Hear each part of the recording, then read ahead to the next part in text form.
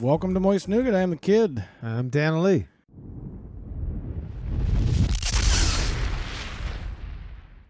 We recorded from the cabin last week. That was fun.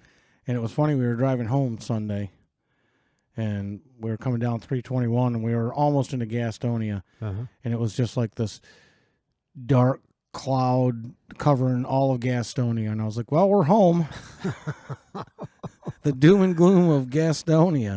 This ominous cloud. Right when we were coming in, just coming into Gastonia, I looked up and I was like, I said, look at that. It's like, yeah, really. You know, we're home. The topic we're getting into, I feel like the topics are the explanation of the topics is getting longer and longer. It used to be like 2 or 3 words, and now it's like a whole sentence. But I changed it even again. Okay. But it's still the same thing. I just worded it differently. That's good. Modern things we would have liked when we were younger. That's when good. I say younger, you know, like high school, sure, you know, 20s, stuff like that. Yeah. Things that we didn't have back then. And I also wanted to say that I wouldn't change anything, really. I mean, there's some things that would have been cool to have, but it would have changed everything about growing up in the 80s. Yeah. So I like that I've been able to experience the evolution of all this tech through all the years. And I'm kind of glad we didn't have the cell phones and all this stuff when I was in high school, because I would have spent a lot more time inside probably than things I did. Right. But anyways, what's the first thing on your list? Something that you thought would have been cool to have when you were younger? It's been my go-to for a while. It's appeared on some other. It's been listened to on some other podcasts. My good old one-wheel skateboard. Yeah. I thought about stuff like that, but I'm not quite into it as much as you are. And so I decided I'm gonna take a good look at. I'm gonna go watch everything I can about my favorite thing, the one-wheel skateboard.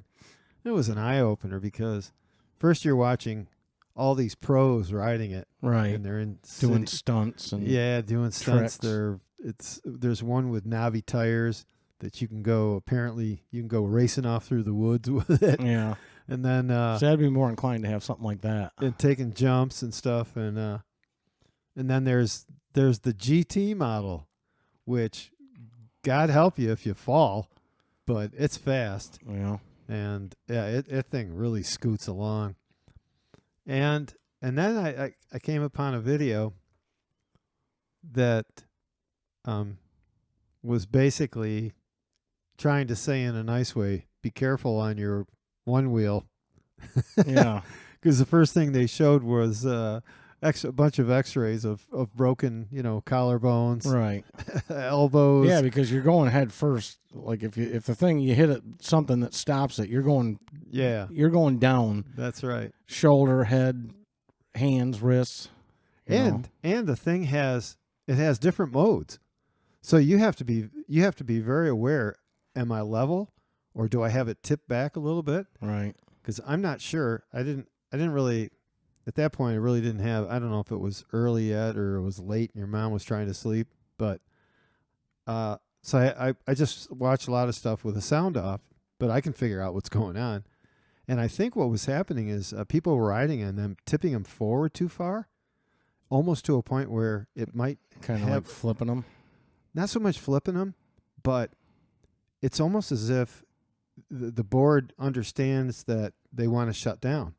So it just stops. Comes to a stop, but their inertia is going to keep them going. Right. Things in motion stay in motion. And and they did until the ground came up and bit them. That's why I never really got into skateboarding a whole lot, because I took a few diggers. You hit a little stone on the street and it stops the wheel, and you just keep going, and then you hit the pavement, and it was like, this really isn't for me. Give me my dirt bike, and I can handle that. Yeah. But I watched that part. I watched the crash fest that was going on these videos, and I was like, let's see, almost 71.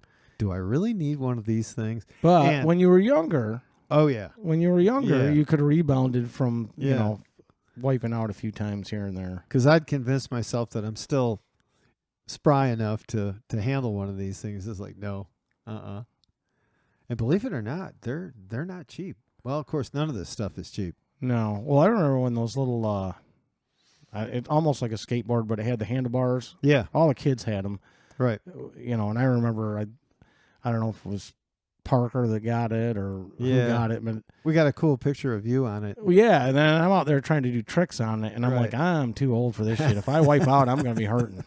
Yeah. But I'm trying to like go up on the front wheel and spin it around and land on it again because I've seen people doing tricks like that, and I'm like, I can probably figure this out. Yeah, with some practice. It was pretty cool though. Yeah. Now they have like they got bigger wheels on them, but they're motorized. They'd be pretty cool, but then again, it's like you turn that little wheel in front and it grabs and you're going down. And you're going down hard. You're going fast too. You're lucky if you can stay on your feet. Yeah. And that's quite a dance to watch. I went with some less dangerous things. Uh-huh. I went with the MP3. MP3 players like iPods. Uh-huh. And we've talked about this before on the, having to carry all your records in like milk crates or whatever. Sure. But to be able to, have one little, thing you can throw in your pocket that's got, 5,000 songs on it. And it's like, there's the party right there. We got all our favorite songs plugging in. Yeah. And no records. Nobody's records are going to get scratched or broken or whatever because the party gets too crazy. Or if it's a nice sunny day, you can ride your bicycle over there. Yeah. Instead of having to drive your car because you got 2 milk crates that weigh like 50 pounds each. Exactly. You needed a pickup truck to get all the music to the party. Oh, my gosh. But yeah, so MP3 players was a big one for me. There's not a whole lot you can say about it. Like I said, just because they're so convenient. Yeah. And that's why I don't understand why. Like, I get the records coming back. We've talked about this, so I won't go on and on about it. But I get it because it's kind of a process cleaning the record. And, it's kind of a... And they're making really cool records now. The vinyl they're using is like, red, and then you can almost see through it. It's cool. They're expensive though. Yeah. But why cassettes are making a comeback? I have no idea. It's just because people want to, the younger people want to go back and use the things we used as kids. But it was like, but just talk to some of the older people. It was a pain in the ass. Sure. You've got it so much better now. You've got all your music digital. Yeah. You don't. You can just throw it on a flash drive and, throw 500 songs on a flash drive and take them over to your buddies and plug them into the computer and play them, If you had a record collection, I'll guarantee you if you had let's call it 100, you had 100 albums. I don't care if they were 40, just a little 45s. Right. If you had 100 of either one, 10 of them had skips in them. Yeah. Yeah. And it wasn't a good skip. It was like one of those skip, and then the needle just bounces the rest of the way off the record. And well, and that was the thing. If you kept them at home and you kept them and you were careful with them, didn't grab them like you see in movies and TV shows, or they just grab it. And it's like that is not what you do. No, you hold them by the edges. Oil on your fingers. Yeah, it screws it up. It screws it up. I wish I would have been able to play a little more. I mean, they've got a pool table up there at the cabin. They've got the foosball. They got the air hockey. And I played a little bit of foosball one night. Because my back was so screwed up the whole time I was there. Oh basically. Yeah, that's tough because that can be a. I was feeling good enough one night where I played a little bit with Parker. Yeah. And I think Emily came down and John was playing and but that was it. The next night I was like, no, I can't do the foosball and air hockey. I definitely couldn't. Yeah. Right. And I love shooting pool, but. That bending over to shoot. Yeah, when your back's bothering you. Now, just on a real quick note, Pinball Wizard by The Who. Okay. Yeah. So what do we have today? Do we have anything? Can you think of a song representing a game? Not off the top of my head. Okay. I mean, there's probably one out there. Yeah. But pinball's another game. I love pinball. Oh, I'd love to have a pinball machine, like a real deal pinball machine. Absolutely. Yeah. Because I mean, that's just. I feel like it doesn't get old. It's just fun to play. Well, there's so much happening. That's the thing. It's like an extensive video game with got changes in it. Right. That's the cool It's thing. the same about game it. every time, but different things happen every time. Exactly. It's never the same thing twice. You can mash the spring or just pull it halfway and then play your best shots. And you get those bounces between the, you love that when the score's just rolling up. Ding, ding, ding, ding, ding, ding, ding. Oh, I know it. But yeah, and I've played some that have like double flippers. Where you have your main flippers, and then there's another set of smaller flippers. Right. Yeah, pinball's a blast. I'd love to have, but they're not cheap either. Now, oh God, no. Bubble hockey, if I was able to buy any game to have in my room, it would be bubble hockey. Bubble hockey is the coolest. You know what I'm talking about with bubble hockey? No, it's it's kind of like a foosball thing, but it's hockey. But there's a big glass bubble over the top of it. Oh, okay. And I love that game. You control all the players with handles like you would with foosball. Right.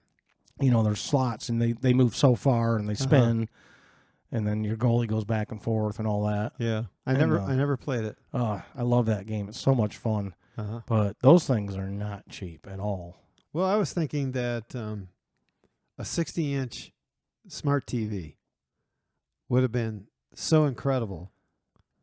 I mean, imagine just, you leave the house in the morning and you've got a regular, I guess you could call it a regular console. Consoles, when they first came out, those were incredible too.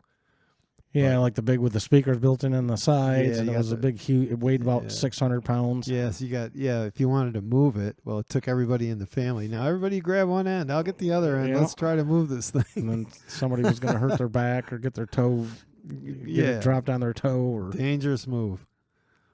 But imagine, watching this. I don't know what size the screen was, 32-inch screen or something. No, it wouldn't even have been that.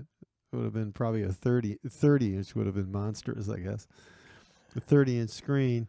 Those console TVs were probably like 27, which is I never understood why they didn't. They weren't 20-inch. I mean, I think I've seen numbers. 20, but it was like a 19-inch or a 27-inch. Always the odd numbers. Yeah.